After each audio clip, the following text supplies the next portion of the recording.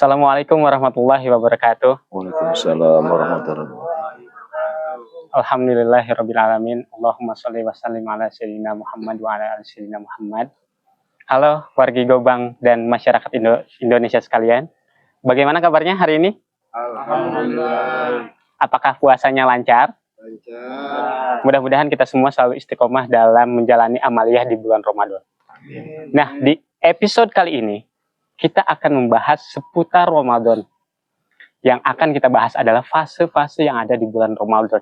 Seperti yang kita ketahui bersama, banyak pemahaman di masyarakat tentang tiga fase dalam bulan Ramadan. Pertama, fase awal yang kita sebut sebagai 10 hari pertama dalam bulan Ramadan. Kedua, fase pertengahan yang kita sebut sebagai fase 10 hari kedua di bulan Ramadan. Dan yang ketiga adalah 10 hari Ramadan terakhir. Untuk itu, pembahasan kali ini bersama kita telah juga nampak hadir yang kita hormati, yang kita sangat hargai, yang kita sangat hormati, Rama Kiai Haji Qudratillah Ardabili. Bagaimana kabarnya Rama? Alhamdulillah. Alhamdulillah. Mudah-mudahan kita selalu dibersamai oleh guru kita semua. Amin ya Allah. Untuk itu, baiklah teman-teman semua, wargi Gobang sekalian, juga masyarakat Muslim di Indonesia umumnya, kita dengarkan mutiara hikmah yang akan disampaikan oleh guru kita, Rama Kiai Haji Qudratillah Ardabili. Pada beliau dipersilahkan. Assalamualaikum warahmatullahi wabarakatuh. Bismillah, alhamdulillah, wassalatu wassalamu ala rasulillah Sayyidina Muhammad ibn Abdillah wa ala alihi wa sahbihi wa mawala wa la hawla wa la quwata illa billah, amma ba'du. Sebagaimana tadi pembawa acara menyebutkan bahwa para ulama berdasarkan pada sebuah hadis menjadikan Ramadan ini 3 fase. Pada fase pertama, awaluhu rahmatun. Fase pertama disebut rahmat Allah. Wa awsatuhu magfiratun. Fase kedua, 10 hari kedua disebut fase ampunan. Dan pada 10 terakhir itu disebut dengan itqu minanar, pembebasan dari api neraka. Nah, sebetulnya mengenai pembuatan fase-fase ini bukan sesuatu yang asing ya dalam tradisi kita umat Islam. Contoh di bulan-bulan yang lain saja sebelum Ramadan itu, yang bukan bulan Ramadan, ada puasa awal bulan, ada puasa pertengahan bulan, dan ada puasa akhir bulan. Itu kan juga pembuatan fase. Atau yang lebih pendek kita malam ya. Malam itu ada yang membagi 1/3, ada yang membagi 1/6. Ya kan? Ada 1/3 malam pertama, ada 1/3 malam kedua, ada 1/3 malam ketiga. Sehingga mana yang paling utama untuk dilakukan tahajud atau qiyamul lail. Itu ada banyak ya. Ada bahkan pembagian fase itu termasuk pada ayat Quran. Misalkan ada ayat yang sangat masyhur, sering kita baca tiap waktu mungkin, ayat kursi. Itu para ulama ada yang mengatakan ayat kursi ini beda karena diawali dengan lafaz Allah, lafzul jalalah, dan diakhiri oleh sifat-sifat Allah, menyebut sifat Allah. Itu katanya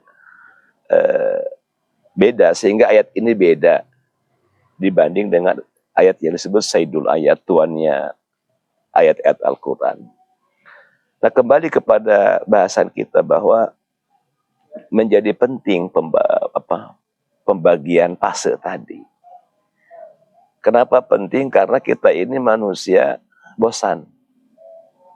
Kita itu disifati oleh sifat yang namanya suka bosan. Sementara jiwa kita itu suka dengan hal-hal yang baru. Qad jabalatin nufus bihubil mutajaddid. Jiwa kita itu ditabiatkan suka terhadap hal-hal yang baru. Maka supaya Ramadan itu tidak monoton, itu hikmah ya, hikmah pembuatan fase itu. Dibuatlah. Sekalipun ini ada dasar hadisnya. Kalaupun kata para ulama hadis, hadis ini dhaif katanya. Karena ada salah satu rantai riwayatnya yang dianggap Cacat. cacat, tidak sikoh. Tapi ingat, dhaifnya dhaif riwayah ya, di rentetan rawinya itu. Bukan pada teksnya, bukan pada matanya, bukan pada isinya. Tapi pada orang yang membawanya itu, rangkaian rawinya itu. Dan artinya kalau hadis dhaif itu berkaitan dengan masalah fadhilul amal, masalah targib supaya orang suka beribadah, atau masalah targib supaya orang menjauhi perbuatan tertentu, boleh dijadikan sebagai acuan, boleh dijadikan sebagai dalil untuk kita melaksanakan amal tertentu atau menjauhi amal tertentu. Yang tidak boleh itu hadis dhaif itu digunakan untuk perkara aqaid, akidah ya, mengenai sifat Allah, mengenai zat Allah, mengenai sifat Rasul, mengenai berkaitan dengan masalah mana yang wajib bagi Rasul, yang mustahil dan yang boleh. Itu kan mencakup masalah akidah. Maka hadis dhaif tidak boleh digunakan dalil untuk perkara-perkara semacam itu. Juga untuk masalah menghukumi, oh ini haram, ini halal, tidak boleh hadis dhaif dijadikan sebagai dasar hukum, sumber hukum atau dalil.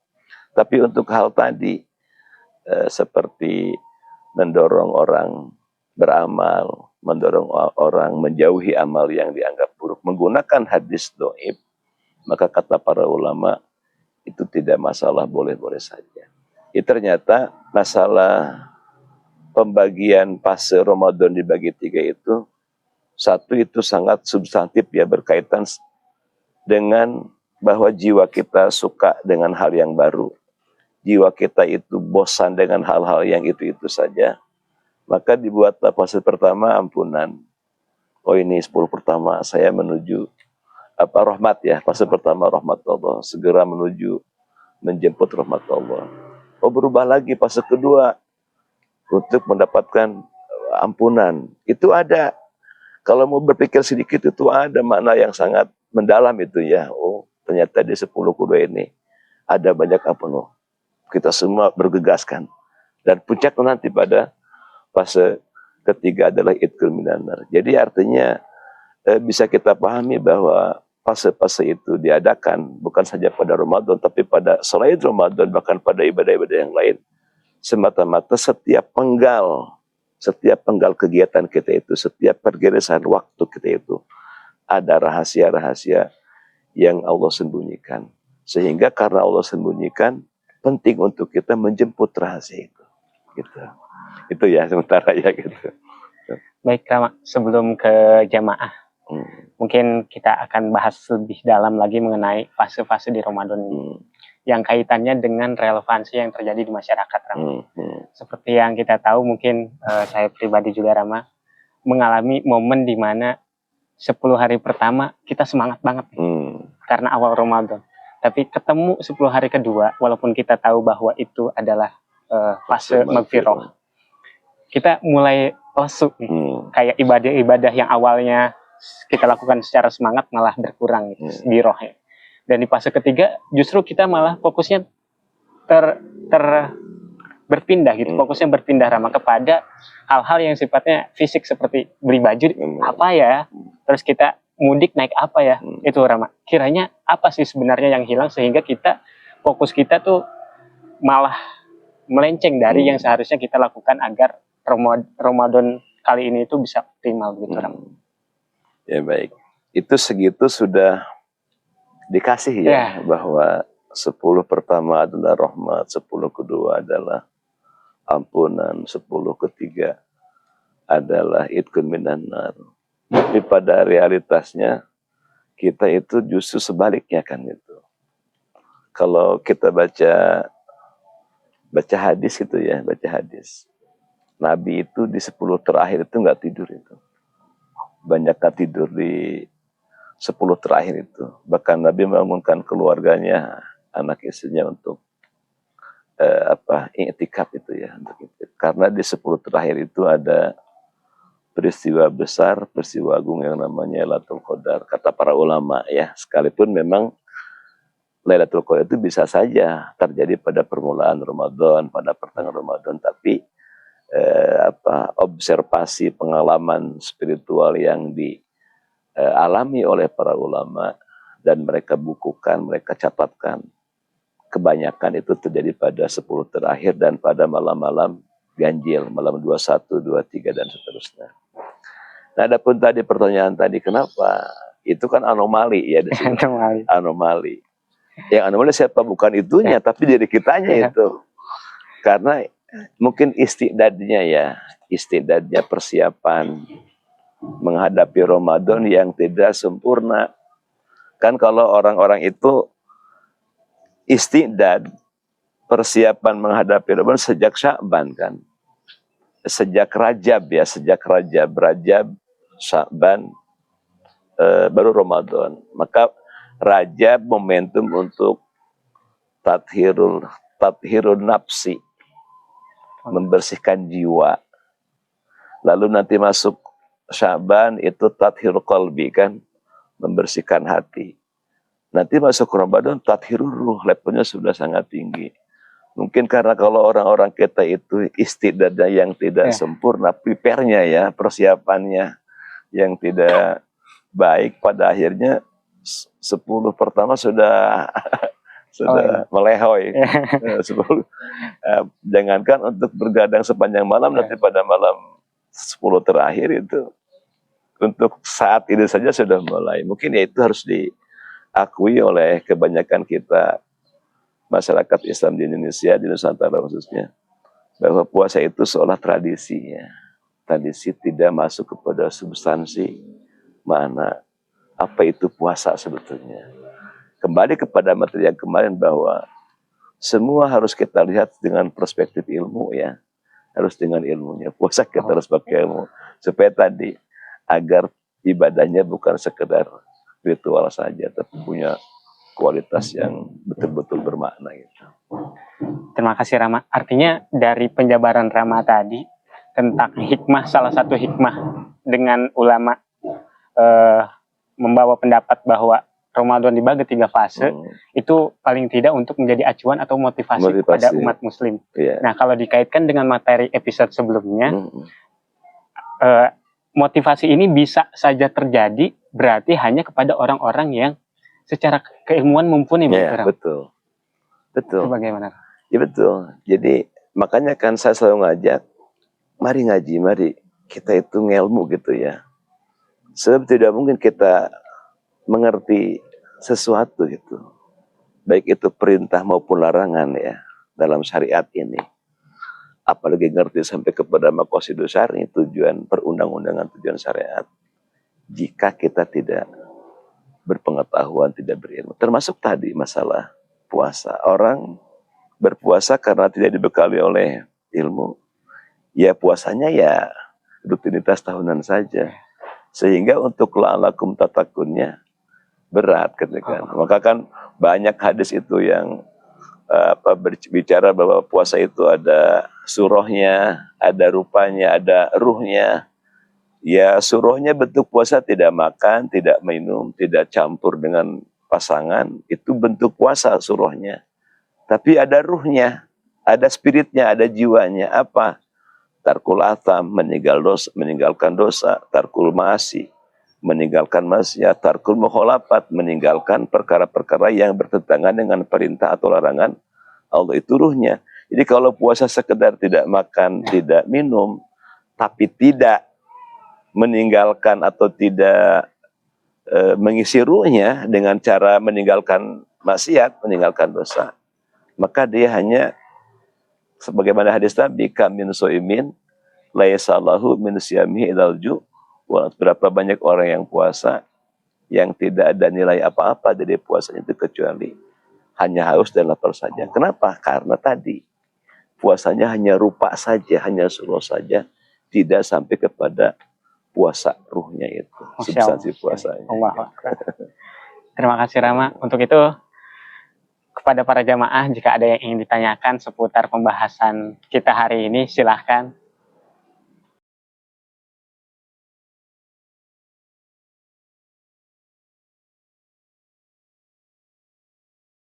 Ada riwayat namanya Hanzalah ya, salah sobat-sobat itu Hanzalah. Beliau bercerita ketika Nabi bercerita tentang proses kiamat itu. Bahkan Nabi sampai bergetar, sampai menangis. Kata Sayyidina Hanzalah, kami pun merasakan seolah-olah akhirat itu di depan mata kami. Tapi ketika acara itu selesai dan kembali kepada keluarga, kepada perusahaan, kepada pekerjaan dan sebagainya, rasa itu hilang. Nah, sehingga Hanzalah merasa jangan-jangan saya adalah orang yang munafik gitu. Merenung. Setiap kali berjalan dia merenung dengan perasaan yang berubah itu. Nah, bertemu dengan Sayyidina Abu Bakar gitu. Ya, dua sahabat ini saling bertanya. Kemudian kata Abu Bakar, Hanzalah, bagaimana kabarmu? Kata Hanzalah sedang takut sama dirinya. Kata Abu Bakar, kenapa? Ceritakan begitu. Kata Abu Bakar, demi Allah, saya pun punya perasaan yang sama. Katanya. Dan kedua orang ini datang kepada Rasulullah menceritakan bahwa ketika bersama engkau, kami merasakan kehusuan, hadir dan sebagainya.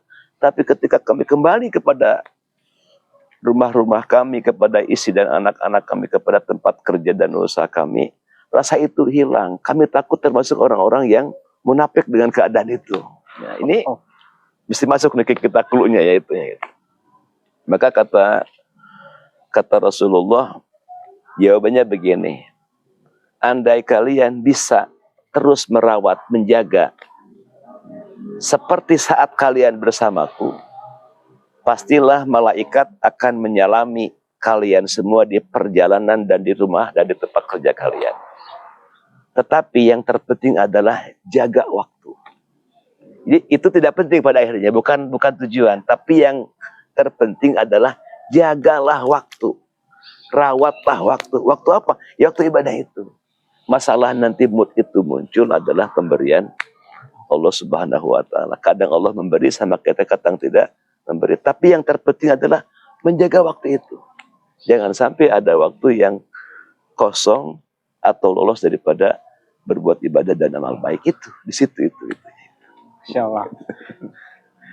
Wah, menarik sekali jamaah sekalian pembahasan kita kali ini.